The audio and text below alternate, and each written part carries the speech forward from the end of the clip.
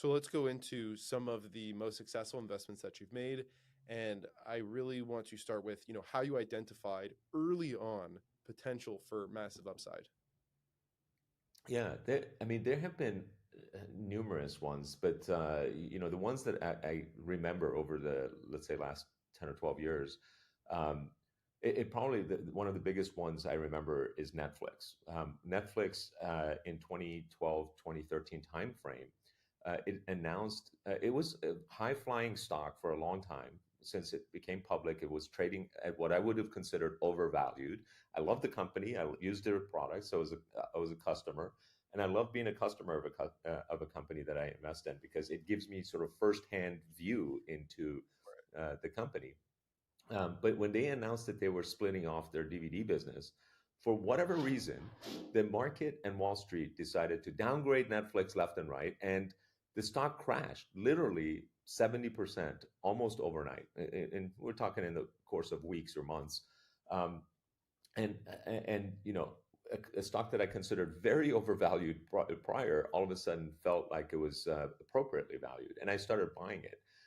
And even after I started buying it, the stock continued to collapse. And I think at the time, this is way pre split adjusted. Today, Netflix is roughly 100 times what it was in 2012-13 timeframe. So it has Wow. gone up 100 times since then.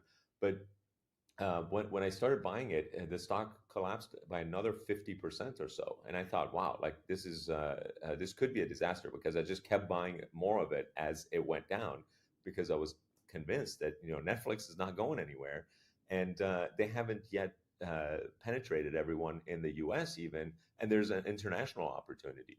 So that bet turned out to be correct, meaning that the separation of their DVD business, which they retracted because the market was so sour on it within a couple of months, it didn't do anything to the core of the business. The business continued to be healthy. They just kept adding more and more subscribers, and sure enough, after a few quarters, it recovered and passed its previous highs.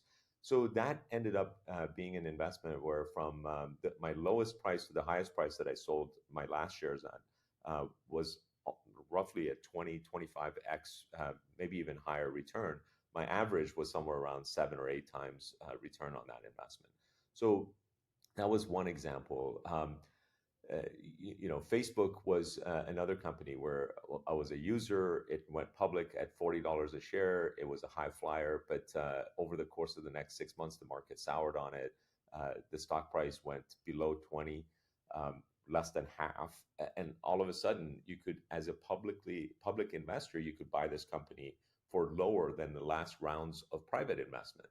And Mm. this type of scenario happens over and over again. It happened with Robinhood when it went public. It went public at around $40 a share, skyrocketed to over 80, and within a day, and then all of a sudden it started to collapse. And I started buying Robinhood when it collapsed down to 15.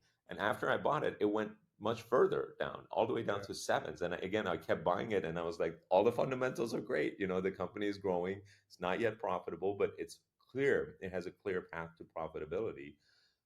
So and sure enough, Robinhood has ended up being one of these investments that has skyrocketed, right? Over the past couple of years, it has roughly 15x from Yeah, at its least. lows. So yeah, maybe even 20x from